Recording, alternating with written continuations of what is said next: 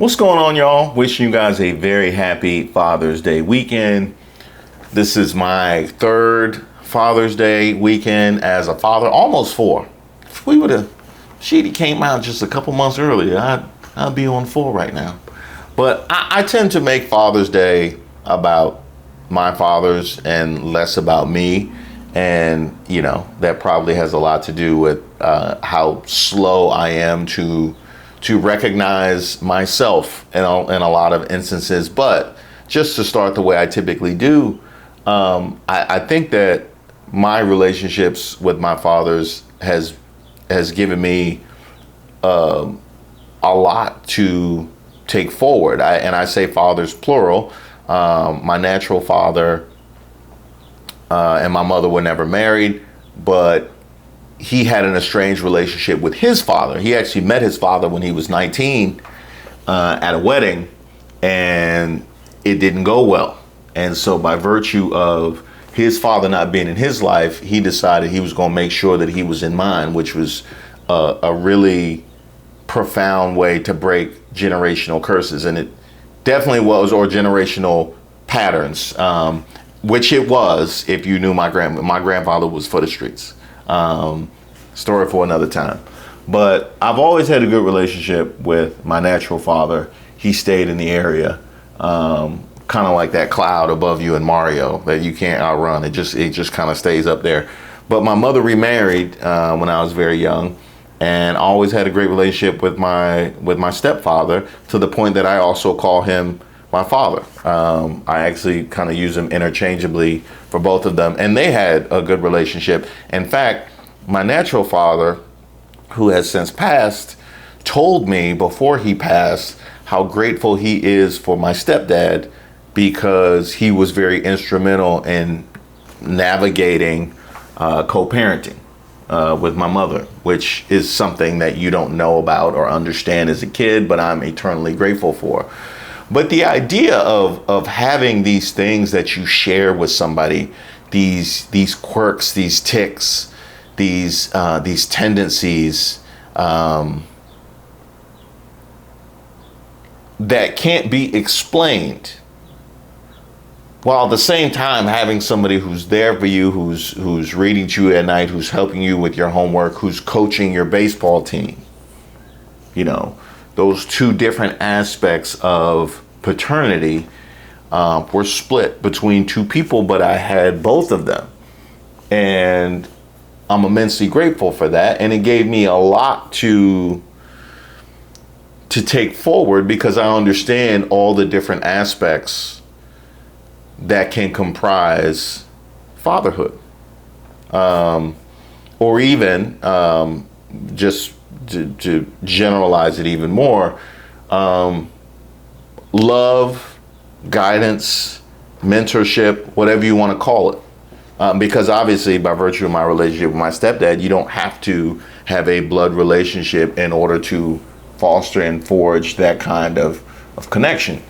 And as it relates to me being a father, you know, I'm like a lot of people where I feel unqualified in a lot of scenarios and instances that I'm asked to step up, regardless of what I've accomplished, and regardless of what my actual qualifications might be. It's all shucks, you know, I'm not ready. Is it me? I try and make it seem as if I have to be perfect, or I have to be beyond reproach in order to be in a position to give back, which in a lot of ways, now that I think about it, is an excuse not to give back. I think in a lot of ways that is a cop-out and an excuse to not involve myself in the process of giving back. And the thing about giving back is, you know, in a lot of instances, you know, certainly in the recovery world, they talk about giving back in order to keep it.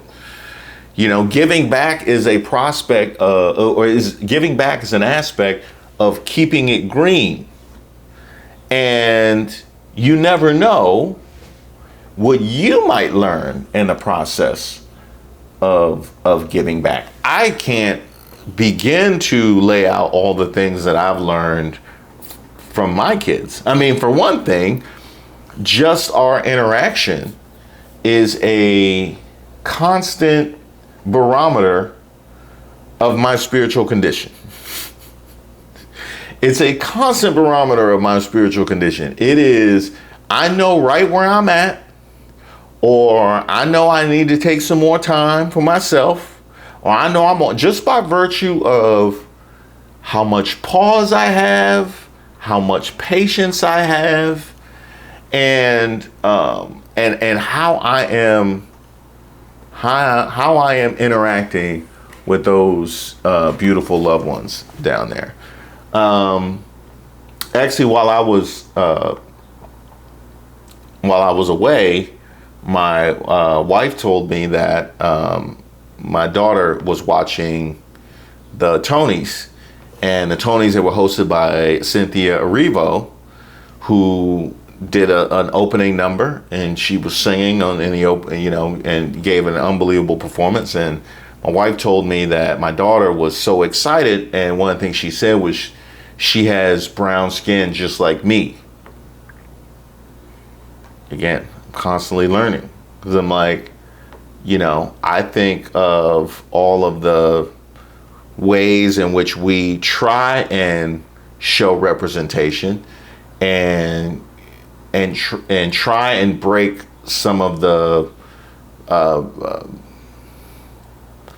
try and mitigate some of the pain that I had growing up, where I felt like I did not have as many examples of representation outside of the NFL and the NBA.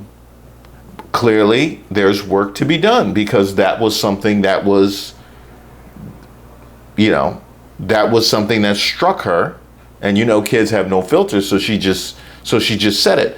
So that is something that I'm constantly learning from the things that they say and the things that they do. We're also carbon copies of one another, so I get to see and deal with myself.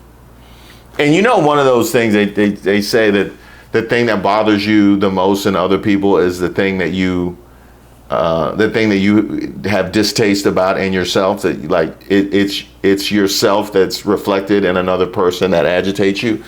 I have heard that. I can tell you that dealing with myself has been a work in progress. It's definitely been a work in progress, and it has made me have a new level of appreciation and gratitude for my wife, that she deals with a much bigger and much more entrenched version of me than we have to deal with in her. I remember when my son was born, how different the mindset that I had towards becoming a father to a son, as opposed to girl dad. I got my girl dad shirt. It was a different energy. I was motivated in a different way. Like when my daughter was born, I was motivated because I felt like I had a family to support. My son was born, I was motivated because I felt like I had a son whose respect I needed to earn. I didn't know that I had these feelings till my son was born, and all of a sudden I realized I felt a sense of unconditional love from my daughter, but I felt like I had to earn it from my son, which speaks to these differing gender ideas that I didn't even know that I had, and don't necessarily even reflect my own feelings about my own parents, because what my dads did has nothing to do with my perception of who they are or the level of love that I have for them. Like zero. So I don't even know where that came from. But it was just something that was in my head, and something that came up and that I recognize and have had to deal with. There's a whole lot of ego There's a whole lot of ego. All of a sudden, when my son was born, they had no idea it was there. But they give me a constant opportunity to work on myself. But the love that they reflect back to me, now that they're old enough to show it, because it's a minute. It's a minute where you just paying into the parenting account before you start to get some withdrawals. Now I've been able to get some love withdrawals. They're old enough to give me some love withdrawals. I come downstairs or they come home and they run and yell daddy and want to play. And, I can hear, sometimes I'm up here recording and I can hear my son yelling dad at the bottom of the stairs because he's upset that I left, which is so hard to do, to leave, when we're playing and having a good time. They have reaffirmed that I was qualified, that I am a responsible steward for 2 young lives. And honestly, when I look back on the trajectory of my life, what is a greater accomplishment than that? I certainly wouldn't have called it when I woke up in the Volvo after sleeping it off a night after pounding Mad Dog 2020. Like I would not have thought I would be here. But I am. And it is a really great feeling to know that people have the love and respect for me that I have for my 2 dads. And I'm sure there are so many of you guys that are in the same situation. And to you, I want to wish you a happy Father's Day weekend. We're doing it. We are really doing it. And I mean actively doing it. I have to end this video because I took as much time as I can. So I gotta go now.